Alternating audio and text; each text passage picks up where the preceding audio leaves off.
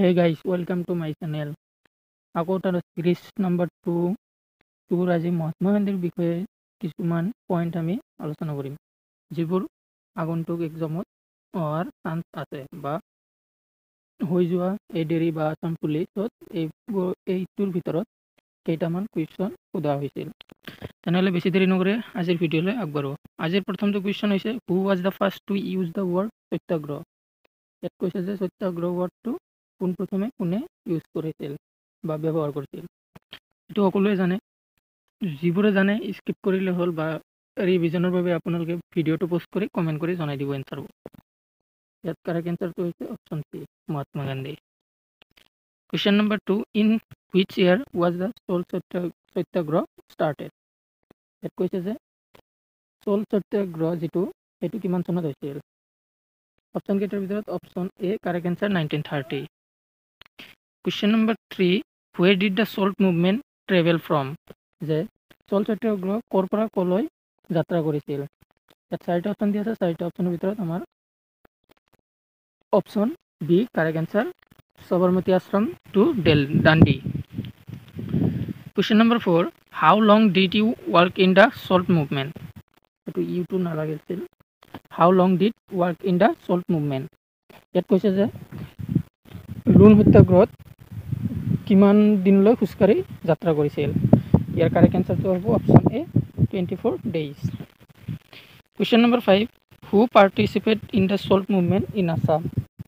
অসমৰ পৰা কোনে লুণ সত্যাগ্ৰহত অংশগ্ৰহণ কৰিছিল। ইয়াত চাৰিটা অপশ্যন দিয়া আছে, চাৰিটা অপশ্যনৰ ভিতৰত অপশ্যন বিটো correct answer, Liladhar Barua. Question number 6, where did Mahatma Gandhi use satyagraha for the first time. যে ইয়াত কৈছে যে মহাত্মা গান্ধীয়ে সত্যাগ্ৰহ ৱৰ্ডটো ক'ত প্ৰথমে ব্যৱহাৰ কৰিছিল। ইয়াত চাৰিটা অপশ্যন দিয়া আছে, চাৰিটা অপশ্যনৰ ভিতৰত অপশ্যন চিটো কাৰেক্ট এনচাৰ, চম্পাৰণ। চম্পাৰণ হ'ল বিহাৰৰ এখন district. Question number 7, what is the total distance from Sabarmati Ashram to Dandi. লুণ সত্যাগ্ৰহত য'ত সবৰমতী আশ্ৰমৰ পৰা দাণ্ডিলৈ দূৰত্ব কিমান। ইয়াত চাৰিটা অপশ্যন দিয়া আছে, চাৰিটা অপশ্যনৰ ভিতৰত option A correct answer 385 kilometre. Question number 9, which of the following news paper was not run বাই মহাত্মা গান্ধী। ইয়াত চাৰিটা অপশ্যন দিয়া আছে, চাৰিটা অপশ্যনৰ ভিতৰত কোনটো মহাত্মা গান্ধীয়ে পৰিচালনা কৰা নাছিল সেইটোৰ বিষয়ে কৈছে।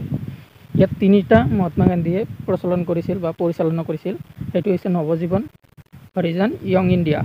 তেনেহ'লে আমাৰ ইয়াৰ কাৰেক্ট এনচাৰটো হৈছে option B. Question number 10, who gave Gandhi the title of Mahatma.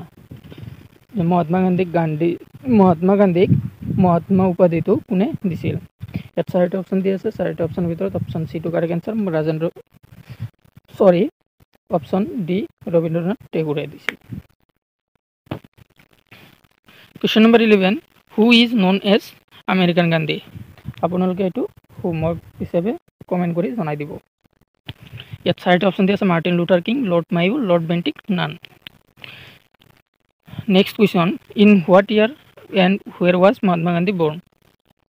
যেনেকৈ শংকৰদেৱ মাধৱদেৱৰ জন্ম আৰু ক'ত হৈছিল সেইটোৰ বিষয়ে কুৱেশ্যন হোৱা দেখা গৈছে, এইবাৰ এইটো চান্স আছে যে মহাত্মা গান্ধীৰ ওপৰত কেইটামান কুৱেশ্যন অহা। ইয়াত চাৰিটা অপশ্যন দিয়া আছে, চাৰিটা অপশ্যনৰ ভিতৰত অপশ্যন বিটো কাৰেক্ট এনচাৰ, 1969 চনত পৰাবন্দৰত, গুজৰাটৰ।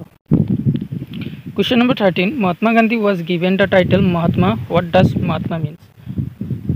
যিটো মহাত্মা গান্ধীক মহাত্মা উপাধি দিছিল সেই মহাত্মা মানে কি সেইটো দিছে। ইয়াত চাৰিটা অপশ্যন দিয়া আছে, চাৰিটা অপশ্যনৰ ভিতৰত অপশ্যন চিটো কাৰেক্ট এনচাৰ, গ্ৰেট চ'ল।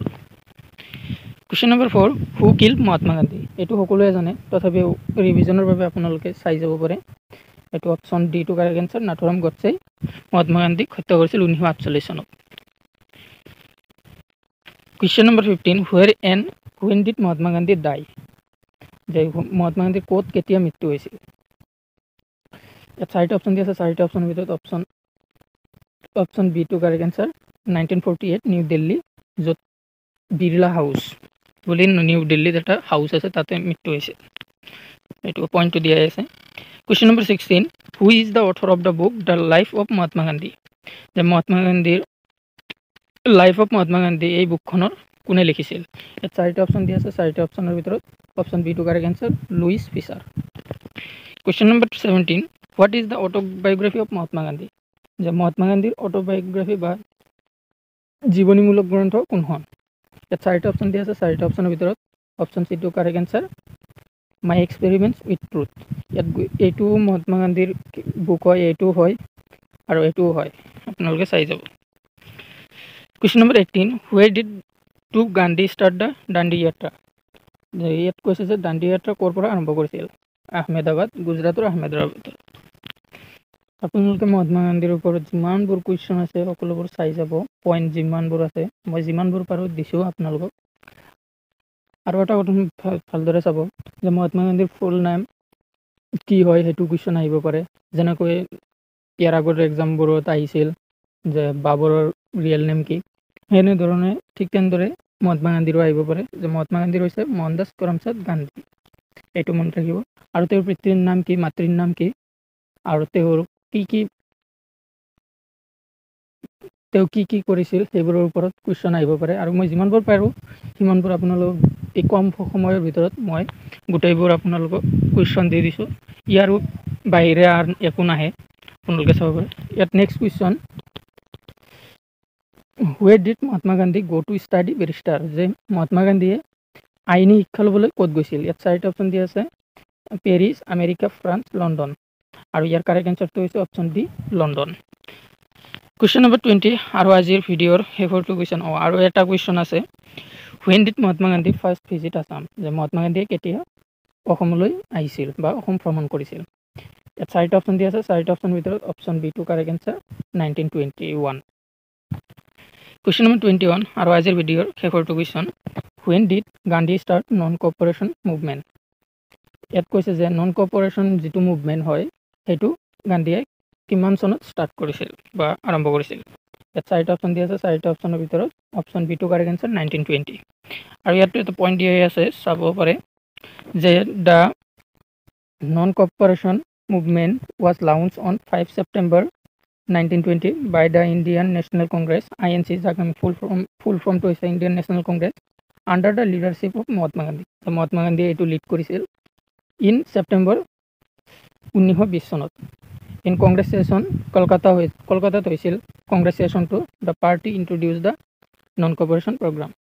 আৰু যদি ভিডিঅ'বোৰ ভাল লাগে তেনেহ'লে এটা লাইক কৰি দিব, আৰু এনেকুৱা ভিডিঅ' পাবৰ বাবে চেনেলটো ছাবস্ক্ৰাইব কৰি বেল আইকনটো বজাই ল'ব। আৰু যদি ইয়াৰ PDF টো লাগে, ফ্ৰী PDF টো লাগে, তেনেহ'লে আপোনালোকে কমেণ্ট কৰি মোক জনাই দিব।